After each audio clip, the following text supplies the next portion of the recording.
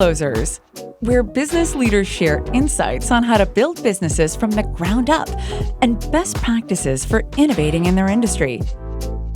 Hey Jack, thanks for sitting down with me. Appreciate No problem. Yeah. It's exciting meeting you. Yeah, most certainly. Obviously, for the audience that don't know about you, can you share a little bit about who you are? Sure. My name is Jack Behar. I'm the co-founder and president of Interactive Tel. We're a technology telecommunication software company.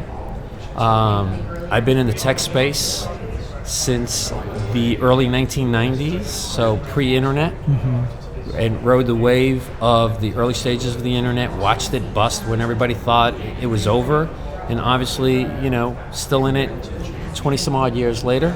So, I've been in the space since 1980. The old joke around was that, my girlfriend was Ma Bell. But I've built 3 different companies. One went public in the early 1990s. Unfortunately, it was the 1990s, so I didn't catch the internet craze wave on Wall Street. And the second company I built was really a dynamic organization that we powered all the free ISPs in the United States, in the UK, Italy, Israel, and China.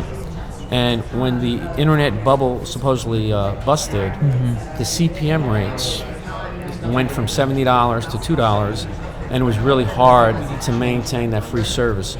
But companies like AT&T were one of our clients here in the US. In the UK, actually, FreeServe, which is still in business, was our big client, and we powered basically the whole UK. And it was ad-driven, but instead of having a 1-inch banner running over a 14-inch monitor, we actually had an app that would fly in every few seconds that would deliver pertinent information. So it could be anything that you're interested in, stocks, scores from sports. It really didn't matter, entertainment. But every third flyby, there was an ad generated, so it drove the CPM rates. And it enabled ISPs to offer free service, and obviously it was a phenomenal generator for us. And after that, we created Interactive Tel. Originally came in as just a basic call tracking company. But over the years, we've built, an amazing AI platform. We partnered with Google and their team to help us improve the quality of the AI. And now we provide an end-to-end communication solution for not only digital, but automotive and most retail. So you had a pretty powerful career in terms of an entrepreneurial career, right? You had several businesses that you've started. Can you tell me a little bit about some of the businesses that you've been at? Sure. So the first company was Digitran, which, believe it or not, was a fax service organization. So prior to the internet and email and attaching documents, you had to use a fax machine. So on Wall Street or international banks or brokerage houses used to send hundreds of thousands of pages overseas daily. And back then, the telecom companies overseas were owned by the government. They're called PPTs. So you had trouble between the carriers here in the US and the PPTs overseas connecting. So if a fax failed, it would resend 50, 100 pages. And at $3 a page, multiply that by a few million pages a day, it got quite expensive for the international banks and financial institutions. Their bills can be in excess of $1 million a month. It took us about 1.5 years to perfect it. So obviously we burnt a lot of money starting it because we had to show, the banks and brokerage houses that it was working. And when it wasn't, but we still ate it because we believed that this was going to be the end all. And it was. The company went public, and then AT&T did a reverse buy. Knock on wood, 2 years after they bought it, email came out, attachments came out, and that was an exciting time. Yeah. But, it was a fun time. Just remember, this is pre-startups, the craze, right? So finding salespeople to believe in your vision, to leave their current positions in telecom was probably our biggest, both challenging and exciting to see it happen and, see what we thought was a dream turn into a reality. And then, in the late 1990s, the big craze of, VC money, got a burn X. So then we started, there were 4 of us that started a company called iWeb. And there we went and got VC money, and the VCs wanted us to burn the money. So giving us $8 million to start was just the norm. And we'd have meetings. We got to burn $1 million a month, go for rounds B and C. We had a vision of building the company out to $1 billion company within 2 years. We hired some really great, talented people. We hired the former CTO from Young and Rubicam, YNR. He was also the CIO at Sony. So he understood the international footprint. But once the internet and all the ad content, started to dry up because of the internet crashing and CPM rates went so low, the model just didn't work. So the VCs wanted their money back. I mean, they actually came to our office and said, "You have, $18 million in the bank." And I fought it tooth and nail, but there were 4 of us, so I got overruled. But unfortunately, it happened. So we learned, sometimes stand your ground. Because the story at the end of that company was one of YNR's sister companies that we bought ad space from. Same scenario, startup, raised the money. They fought because there was only 2 brothers, and they said, we're not selling. We're going to stay aside. AOL bought them, and the company was advertising.com, and AOL bought them for over $400 million 2.5 years later. So we missed that wave, I would say, and that's because of panic. And I, looking back, panic should drive motivation, because you got to ask yourself a simple question: can I do something about it? If the answer is yes, do it. If the answer is no, then there's nothing you can do about it. Don't panic, move on. And in our company, everybody was panicking, so the 3 guys got pressured by the VCs, and they succumbed to what they wanted. And even today, I'm still friends with them, and I see them at certain shows, and I talk about it, and I go, you guys killed it. So that was one thing. The second thing is, and it's not my concept, it's a very good friend of mine, but he always says, simple model of success: crawl, walk, run. We tried to run in that company. We looked at it. When we launched, 3 months later, we had an office in the UK. We had an office in China. So we expanded so quick that we were truly burning outside of earning, and that was a big mistake from us. So here at Interactive Tel, self-funded. I'm not going to have anybody tell us which direction we're going to take in our company, and we went that model. We crawled. We came in. We introduced an exciting technology that was different than anybody else's. Even today, we're the bleeding edge of what the leading edge companies want to achieve, and we're doing it at our pace. And all the mistakes that we've made in the past, or what we learned in the past, we're executing here, and our company's grown. We have over 4,000 clients, and it's exciting. I mean, to watch people move from where they're living to come to Houston to work with us is even more exciting. It says that we built a solid foundation of an organization that I think can be around in 20, 25 years with the engineers and the tech team we have. So obviously you've built 3 companies. One you took public. One you actually had to exit it. With that, you had to kind of comply by your partners and also the VC. Now you decided to do completely private, self-funded, and you're trying to build from scratch. And you successfully grew to over 4,000 customers. So what are some additional lessons you learned apart from hey, don't take money if you're not ready for it? Crawl, walk, run. What are some additional lessons that you've learned in terms of building an organization that is here to last and grow? People's visions, they say your eyes are bigger than your stomach. I think that holds true in business. Everybody says my company can be the next Google, or the next. Hey, we're at HubSpot, the next HubSpot, and they probably can be if they follow the right road and not go into multi directions too quick. A lesson I tell people is look in your backyard, watch your tree grow, and don't worry about the 2 or 3 trees your neighbor has, right? Because you don't know what it took for those trees to grow. And you'll learn as you go. You'll learn the mistakes. You'll learn what customers look at your product. A lot of the technology within our product are based on the feedback from our customers. And before we went, we were automotive centric first, and before we diversified, we wanted to make sure that we covered the bases of the needs of the automotive industry. So now we come into the digital, space here at HubSpot, and it's an amazing feedback when we show up these clients or these prospective clients what we do, and they're like, wow. You know, everyone is like, wow, you're so much different than what we're using today. So the one thing is get a solid foundation. Make sure you don't have to give away your company to grow your vision. Because the moment you start taking the wrong type of money, you're going to lose control of your company. And that's a hindrance, because now you have somebody that's telling you that your dream may be completely different than what your vision was. And, you know, if you really read some of the books and or interview some of the, you know, the successful startups to become corporations, they didn't diversify. They followed a path. And then there's the point where we need help. And if you looked at what Apple did with Scully and a few others, you know, in the past, and then Jobs came back. But even when you look at Google, when they brought in somebody to become their CEO, and then when the two founders became of age and through experience, now they run the company. They make those decisions. So that's so many years of experience that I can share with somebody. And even today in our company, when somebody says we're going to do this or we're going to do that, and my first question is, sounds like a good path, but I want to make sure, you know, everything that we do, we're going to fund and own. You know, we're not taking loans out. We don't want to answer to anybody. We want to run like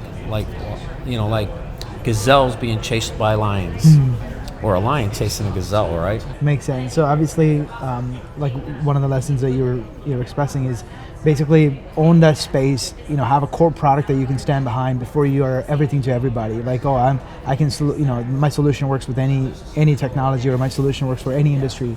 Just have like a niche that you can own, and really have a focus. So think about this.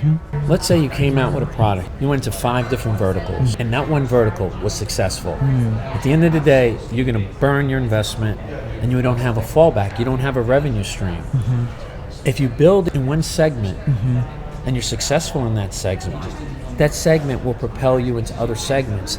If you fail, if the product is just not a fit for the second or third segment, then you still have your revenue stream, and you have your core segment that you can continue to grow in. You know, people tell you got to diversify. Everybody should know who you are. We all dream of that. But we have to also realize that it takes time and energy. And in the earlier days, you had all the right people wanting to jump on. But it's hard to get that person today. And even some of the guys that have built it, they get thrown out. Like what just happened at Uber. For whatever reason, he's no longer running his ship. And it's sad. So it just, you know, depends on the dream and the goal and what you want to have out of it. And so when you think about like a building a company, right, you got to have an amazing product. You have to have a core focus in terms of who's your customer and what you're offering them, right? What the value you're going to bring them. What are some of the sales and marketing techniques that really worked well for you? Obviously, early days of the internet, and then now building a company that's really driven based on technology and internet. What are some of the techniques and tactics that you've used to build an amazing sales engine? So there's, I think, a few components. So the hardest thing for any company is to get name recognition in the world of search. Because you can go down and talk to 20 different companies, and they're all going to tell you, I'm going to put you on the top, right? I'm going to blast you to no end, and it doesn't happen. It just doesn't.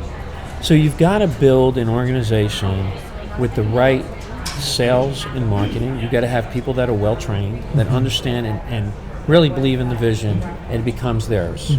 So you've got to have them thinking that or believing that what they're doing is going to help them be successful. So it's their business. That's number one. Number 2, networking. Networking is the biggest fundamental key that you have to have. You have to find other companies that you can complement. And it's kind of like the old pyramid, is that if I can find 2 companies that find 2 companies that find 2 companies, it grows. You know, we network with over 70 different organizations. We have today about 26 or 28 different consultants that represent us in with different companies, with different contacts of what they do. So the fastest way to market is when you build your product, where do you complement? And if you approach those kind of network opportunities and they see it, then strike your partnership with them and work some kind of partnership out where you both complement each other. And if you don't, and it's important, share the revenue. Because you don't have any G&A with a partner. You're paying for for performance. So if it works and you stay on it and support, you grow. You know, if it goes flat, you don't have any of those costs that are associated Fixed with. costs, yeah. So I think the biggest thing is networking, and I'll share a true history story. When we started Interactive Tel, my partner and I, Gary, I went to the first conference I went into.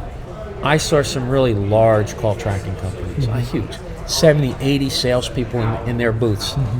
And instead of bailing out and saying, holy cow, these guys are going to whip my butt, I said, hold on, time out. I'm going to take a different approach. I said, who do I compliment the most? And I went to those companies. I showed them what we did. I showed them how that we both can make revenue, and I started signing them. And never looked back. It was probably the best move I made. And I probably, when I started that model, if it was 5 years earlier, I don't think I would have had the vision. I had that from all the, pluses and minuses I made from the previous 20 years of doing things. And today, all I do really is I try to network. Strategic partnerships. Yeah, absolutely. If there's a value and the two products complement and don't compete, why wouldn't they? And there's different levels of those strategic partnerships, right? There's the referral level, there's the resell level, and there's obviously the complete revenue share model. Obviously, you're in a tech space. You're building a technology product that's more of a SaaS product. What are some of the lessons that you learned that might be applicable even beyond a SaaS side, like more of a service company or like a manufacturing company? How should they look at sales and marketing today that's different from how they may have sold, 10 years ago or 20 years ago? So this is just me thinking outside the box. Some of the most important things I think service organizations have to have is impeccable references and impeccable service. So the management teams of those type of companies need to be totally involved with their Current customers. Well, not only customers, but with their own people. What makes them tick? How are they performing with their customers? How are they handling phone objections? People are pissed off. How do you handle and calm them down? And then, are they involved in their customers and showing how important the smallest customer is versus the biggest? Because the biggest guy is always going to call the shot, right? But it's the small guy that believes in you, that sticks with you. Do you know how many times somebody calls me up and said, hey, I just got called by someone and so on, and I tell them, I work with Jack Behar. I don't even tell him it's Interactive Tel. He says, you helped me in the beginning, and I'll never leave you. I have a text message from a client who's opening up a new business, another store, another office of theirs, and she wrote it. She says, I just placed an order in your company. I said, well, who was the rep? She goes, who cares? I would never buy anything in telecom if it wasn't from your company. And she called me back, and it's Jonathan, who you met downstairs. But for manufacturing companies that don't have a lot of front-forwarding experience, great references. Where do you get a great reference from? Having a great relationship with them. Are you involved in their Christmas parties? Are you involved in their golf outings? Are you supporting their charities? Are you talking to them once a month or once every 60 days and letting them know what you're doing to help them become better? If you're not doing that, then you're missing the boat, because somebody else is going to look at them, what may be a small company to you, to another company may be a big win, and throw all their resources out, and they start growing. Yeah, I mean, I think what I was thinking about is more also along the lines of some of these companies thinking, hey, internet and digital, that's for tech companies and companies that are more more in the forefront of technology. We're traditional media. Our customers they're old school. The way they purchase is they're checking through a Rolodex. What would you tell someone like that when they're get online? I don't know. I mean, I think most people are online looking. I think they're confused. How does an old business, right, a 20th century business compete in the 21st century when everything is digital? And what do they need to change? And do they need to bring in a digital agency or hire digital people to help convert the brick and mortar, keeping it there, but expanding into online? So conferences like this are really important. And interviewing and hiring the right people that can look and say, here's what you built today, here's what's missing, and here's where we can help. And you're going to have trial and error. Never commit to a long term in the beginning. Try a couple of different resources and see which one's starting to work. Because the one thing that I tell people, it's great somebody's driving traffic, but what's the end result? Do you have the tools in place to measure and monetize those results? Just because the phone rang 3 times more than it rang last month, what was the outcome? What was your investment to make it happen? And did you monopolize it? Or was it another call to a sales rep that didn't know what to do with it? But to me, the customer service piece, the relationship management piece is key, especially in manufacturing, because you're building for others. So are they happy with you? When was it, have they looked at their competition, and is their competition taking hold of their market? You take your eye off the ball, it could be detrimental in that space. I mean, look at what one guy had a dream about selling books. Online, yeah. And what happened, right? Yeah. I just read today in the Wall Street Journal, what CVS has done with getting rid of selling cigarettes for health, but now they're going to be challenged by Amazon in prescriptions.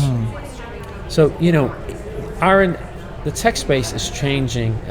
It's not revolving. It's revolving. It's not evolving. It's moving so fast that people have to be on top of it all the time. Yeah, and I think you gotta be willing to test new things and not just saying, hey, this is how we've done things for the last 20 years. Samuel, and being satisfied. I tell somebody, do you swim? I barely do, yeah. You ever climb up on top of a high diving board and look in the No. pool? Oh, you got to try it. The reason I say that is when you climb up on the top of a high diving board in a pool, when you look down, you see the bottom of the pool. Most kids want to walk down. They won't jump off. But if they do, they're going to find out it's water and they love it. They run back up because they can do it. So if you look at an Olympic diver, the first thing that comes on are the fountains, because it has to create the circle so they know where they're going to hit. Because they see the same thing you and I see, the bottom of the pool, and it's the scariest jump they need to make. So when you're talking about trying different things, jump in. You're going to hit water. You're not going to hit the ground. You're not going to hit the bottom of the pool. Most certainly. Obviously, you got the vision for the company or the vision for the product. You're more of a visionary, right? Like kind of driving that vision. But how do you kind of manage your time? So first and foremost, my partner Gary, we look at each other when we started the company.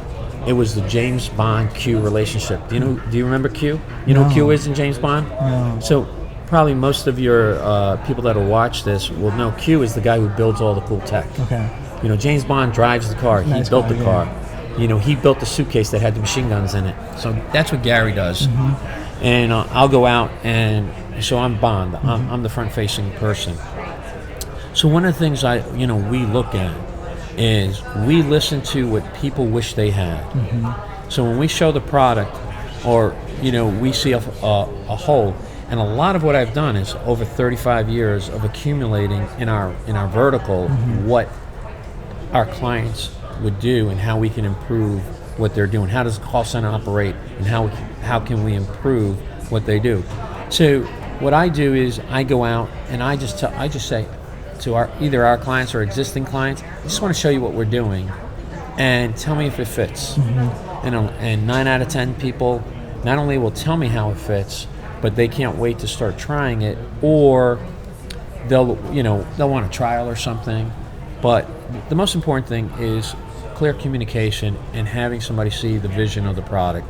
Otherwise, it can just be another vanilla ice cream. And when you look at vanilla ice cream, you look at 2 brands, usually you're going to pick up the least expensive. So, to separate yourself, there's got to be a real value proposition. What are some of your personal productivity hacks in terms of what do you do to stay productive and making sure your time is not wasted on things that are probably not revenue producing or things that aren't really moving the company forward? So, being that I'm a hands-on president, I measure our P&L, also monthly, but I measure sales by the week. We don't in our company we don't forecast by the month. We forecast by the week. Your show is Coffee for Closers. I have a simple saying, POP, produce or perish. So if you measure activity by the day and by the week, your results will come. And you can also see what's holding back. Are we creating enough activity?